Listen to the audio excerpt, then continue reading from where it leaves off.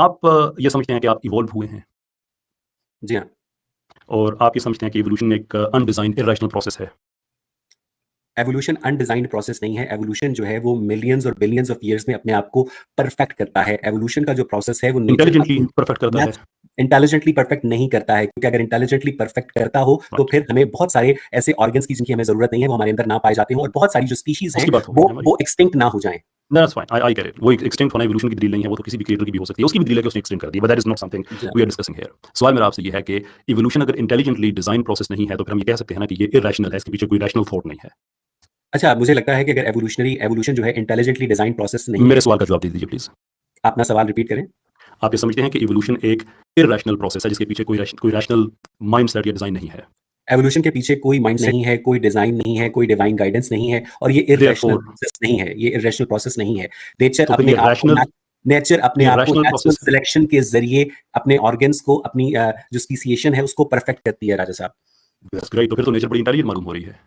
मैंने यही तो मसला है कि अगर आप रिचर्ड डॉकिंस की किताब द ब्लाइंड वॉचमेकर पढ़ें तो आपको पता चलेगा कि नेचर के अंदर जो एवोल्यूशन हो रही है उसके पीछे कोई क्रिएटर नहीं बैठा है जो जुमे वाले दिन आदम को असर से लेकर इशा तक कर रहा है। नेचर के पीछे कोई, लेकिन वो इतनी जबरदस्त चीज है कि वो डेड तो कह सकते हैं, लेकिन नॉन लिविंग कुछ सेट ऑफ पार्टिकल से वो अवैस इकबाल तक कहानी लेके आ सकती है बगैर गाइडेंस के।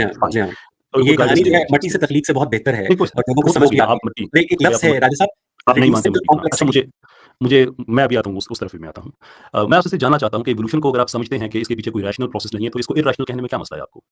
एवोल्यूशन के पीछे एक रैशनल प्रोसेस है, और इसका ये जो रैशनल प्रोसेस है कहां से आती है उसकी? I get it. वो नेचुरल सिलेक्शन के जरिए आती है, वो एक्सपेरिमेंटेशन के जरिए आती है।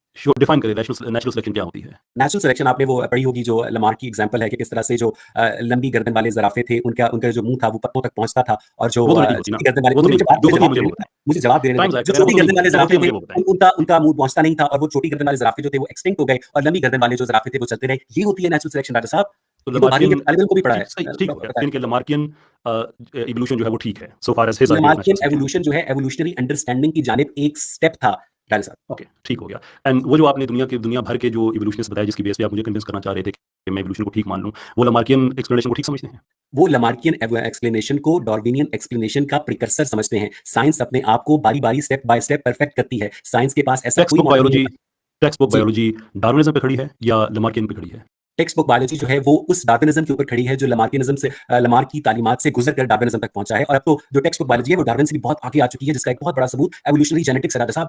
जी, उसको मॉडर्न सिंथेसिस कहा जाता है जो बाद में अपडेट हुई और अभी तक हो रही है। I get it, but still it is neo Darwinism, इसलिए कि जो म्यूटेशन सिलेक्शन का जो मैकेनिज्म है आपके नजदीक से मैकेनिज्म कहते हैं वो तो अपनी जगह पे कायम है। सो नेचुरल सिलेक्शन आपने कहा, लमार्किन, ये पॉइंट नोट कर लीजिएगा कि आप एक इवोल्यूशन की डिबेट में आए हैं और आप लमार्किन इवोल्यूशन को ठीक कह रहे हैं। ओके, मैंने ये नहीं कहा राजा साहब, मैंने कहा है कि जो लमार्कियन मॉडल है वो एवोल्यूशनरी अंडरस्टैंडिंग के अंदर एक स्टेप था। ठीक हो गया भाई। मैं आपसे एक्चुअली मैं डीप डाउन आपसे इत्तेफाक करता हूं, लेकिन आपके इवोल्यूशन से आपसे इत्तेफाक नहीं करेंगे, इसलिए कि मैं भी जेनेटिक्स को ठीक समझता हूं। अगर आप लमार्किन को ठीक समझते हैं तो आप जेनेटिक्स को ठीक क्रिएशन को भी ठीक समझते हैं। मैं तो क्रिएशन को तो मेरा एब्सोल्युटली ठीक समझता हूं। मैं आपको पूछता हूं आपसे कैसे, लेकिन अभी हमारी बात यहां तक आई है कि आपने बताया कि नेचर जो है वो इंटेलिजेंट होती है और मैंने ये नहीं कहा नेचर जो है उसके पीछे नेचर ना इंटेलिजेंट होती है ना अनइंटेलिजेंट होती है। नेचर ब्लाइंड होती है। नेचर जो होती है वो अपने आप को प्रोसेस, एक ब्लाइंड पर्सन भी इंटेलिजेंट हो सकता है। ब्लाइंडनेस डजंट मीन कि बिल्कुल ऐसा सवाल है कि आपने अपनी बीवी से मार खाना छोड़ दी है, इसका जवाब ना आप हां में दे सकते हैं ना दे सकते। वो double type nature exactly, nature जो है ना ब्लाइंड है, नेचर ना इंटेलिजेंट है। नेचर जो है अपने आप को एक्सपेरिमेंट करती है कि मैंने इस अनइंटेलिजेंट है नहीं, नेचर जो है वो अपने आप को अनइंटेलिजेंट नहीं है, इंटेलिजेंट भी नहीं है। मॉडल ट्राई करती है, फिर उसे पता चलता है कि ये मॉडल जो है वो परफेक्ट है सर्वाइवल के लिए। Right, okay, let me get this कि नेचर वो जो मॉडल तैयार करती है वो इंटेलिजेंटली करती है या अनइंटेलिजेंटली करती है? वो ब्लाइंडली करती है।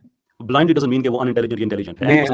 एंड इंटेलिजेंट, इसके अंदर इंटेलिजेंस और अनइंटेलिजेंस का जो लफ्ज है वो इररिलेवेंट है। नेचर जो है वो स्पीशीज के अंदर ऑर्गन्स की फंक्शनिंग को ब्लाइंडली परफेक्ट करती है। इंटेलिजेंट जो है परफेक्ट करती है, तो वो फिर नेचर का पैसिव फिल्टर तो नहीं है ना। एग्जैक्टली, जिन बच्चों को थैलेसीमिया होता है, हेमोफीलिया होता है या मर जाते हैं मेरे पास टाइम कम है, ज़ाया ना करें, मुझे बताइए कि नेचर आप ये कह रहे हैं कि पैसिव फिल्टर नहीं है? नेचर जो है वो एक्सपेरिमेंटेशन के जरिए स्पीशीज के अंदर मुख्तलिफ ऑर्गन्स की फंक्शनिंग को टेस्ट करती है, और जो ऑर्गन्स की फंक्शनिंग जो है एग्जैक्टली नेचर के पास कोई ऐसा नेचर ने कभी दावा नहीं किया लक़द खलक़नल इंसान फी अहसनी तक़वीम, और साथ ही ताल्लुक के बच्चे भी पैदा कर दे। आई एग्री विद दैट कि वो नहीं करती, लेकिन आपसे पूछना चाह रहा हूं, देखिए दो ही चीजें हैं ना, कि इट्स आइदर इंटेलिजेंट और इट्स नॉट। आप नहीं जवाब देना चाहते हैं कि हमें नहीं देना चाहता? क्योंकि मुझे ये नेचर जो है वो कोई ऐसी कोई एंटिटी नहीं है जिसके अंदर कोई शऊर लगा हो। कॉन्शियसनेस जो है वो ह्यूमन बीइंग्स की अंडरस्टैंडिंग। मैं आपसे इत्तेफाक करता हूं कि नहीं है इसके अंदर शऊर, तो इसका मतलब ये है कि इवोल्यूशन जो है एक ऐसा प्रोसेस है जिसके पीछे कोई शऊर प्रोसेस है। एवोल्यूशन एक ब्लाइंड प्रोसेस है, बिलियंस ऑफ ईयर्स में अपने आप को पीछे कोई शऊर नहीं है। कोई शऊर नहीं है, बिल्कुल नहीं है। इतनी सी बात ही आपने 10 मिनट बता दी उस पे।